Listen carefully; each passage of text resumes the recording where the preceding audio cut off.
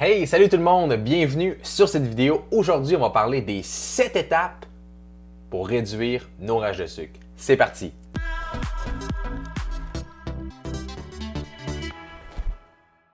Hey, salut à toi, bienvenue sur ma chaîne YouTube. Si tu es nouveau sur la chaîne, n'hésite pas à t'abonner en cliquant sur le bouton s'abonner et active la cloche des notifications pour être sûr de ne pas manquer mes prochaines vidéos. Ceci étant dit, aujourd'hui, on parle des 7 étapes pour éviter, justement, pour faire en sorte de réduire nos rages de sucre, voire même les éliminer. Première étape, super important, il faut faire le ménage de sa maison, de tous les produits transformés qu'on peut y trouver. Donc, quand je parle de produits transformés, je parle de quoi? Bien, tout ce qui est biscuits, tout ce qui est chips, tous les produits qu'on va trouver souvent dans les allées centrales des épiceries. Les céréales. Les céréales, mais pourtant, les céréales, ça a l'air inoffensif. Non, c'est c'est complètement transformé. C'est plein d'additifs chimiques. C'est vraiment quelque chose qu'il faut éliminer de notre alimentation. Les huiles de canola, si vous ne prenez pas des huiles pures comme l'huile d'olive ou l'huile d'avocat ou l'huile de noix de coco, il faut enlever ça carrément de votre maison. Fait que première étape, la plus grosse étape, c'est de faire en sorte d'enrayer et d'éliminer tout ce qu'il y a dans la maison de produits transformés. Parce que si on l'a sous la main, aussitôt qu'on va avoir une tentation et que ça va arriver, qu'est-ce que vous pensez qui va arriver? Quand on va avoir une tentation, on l'a sous les yeux, on l'a sous la main, on ne sera pas capable de résister finalement à cette rage de sucre-là. Fait que si on est capable de l'éliminer et de la sortir de la maison, on n'y pensera plus, on n'y pensera pas ou on ne pourra pas. Qu'est-ce qui va arriver? On va juste résister cette fois-là, puis tranquillement, notre corps va s'habituer à faire en sorte que, hey, finalement, j'en ai pas de besoin. Deuxième étape, ça serait de consommer des repas qui sont riches en protéines et en lipides, donc en bons gras.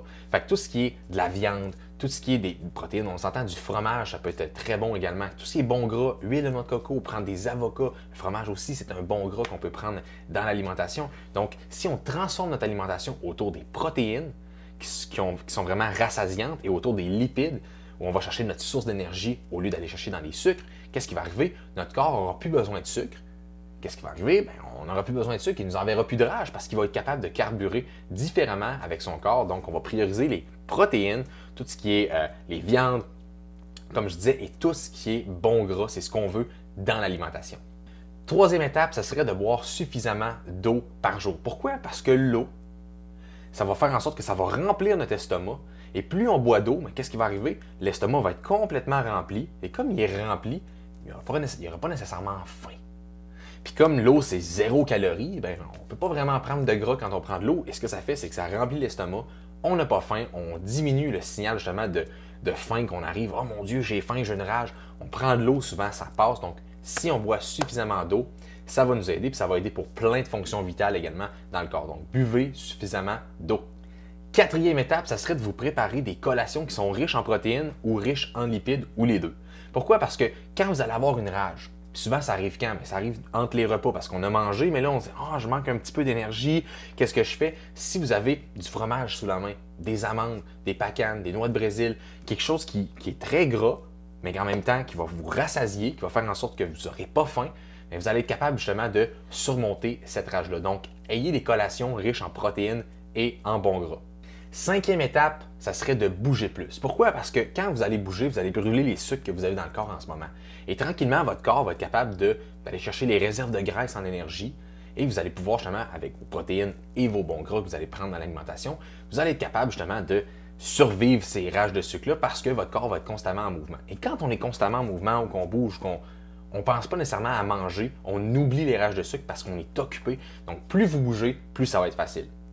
Sixième étape, ça serait de diminuer votre stress. Pourquoi? Parce que le stress, ça fait augmenter une hormone qui s'appelle l'insuline. En fait, l'hormone du stress, c'est le cortisol.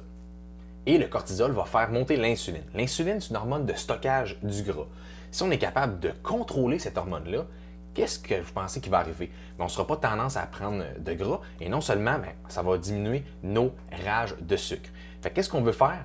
On veut diminuer notre stress. Donc, si vous pratiquez la méditation, si vous pouvez vous reposer, si vous avez quelque chose qui est très stressant en ce moment, la question que vous devez vous poser, c'est est-ce que je peux faire quelque chose pour ça? Est-ce que je peux contrôler la situation? Si oui, vous n'avez pas de problème. Si vous ne pouvez pas la contrôler, vous n'avez pas de problème non plus, vous ne pouvez rien faire de toute façon. Fait que le but, c'est justement de se mettre dans un bon état mental, dans un bon état où on voit la perception, où on voit les choses en perspective et qu'on se dit au final, qu'est-ce que je peux réellement faire pour ça? Ça serait vraiment d'être important. C'est vraiment important de diminuer votre stress et la méditation, c'est la meilleure chose que vous pouvez faire. Septième étape et la dernière, ça serait de dormir entre 7 et 9 heures par nuit. Pourquoi? Ça a été prouvé ça. Si on ne dort pas suffisamment, on fait des moins bons choix alimentaires. Si vous dormez juste 4-5 heures par nuit, vous n'avez pas assez de sommeil réparateur, de sommeil récupérateur. Votre organisme il va essayer de trouver n'importe quelle source d'énergie et la source d'énergie la plus facilement utilisable, pas nécessairement la meilleure, ben c'est le sucre. Mais c'est pas la meilleure, mais c'est juste que le corps est capable de la traiter plus facilement, plus rapidement.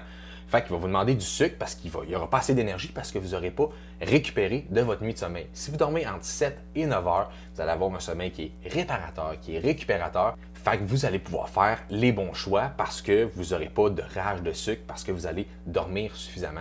On en parle souvent à quel point le stress et le sommeil, c'est interrelié, mais c'est super important. Si le stress et le sommeil n'est pas contrôlé dans votre alimentation, ça va être très difficile pour vous de perdre du gras et d'enlever les rages de sucre. Donc, c'était mes 7 étapes que vous devriez faire justement pour éviter les rages de sucre. J'espère que ça a répondu à votre question. Si tu as aimé la vidéo, mets un pouce bleu et n'oublie pas de t'abonner en cliquant sur le bouton s'abonner et active la cloche des notifications. Et sur ce, moi je te dis à une prochaine vidéo.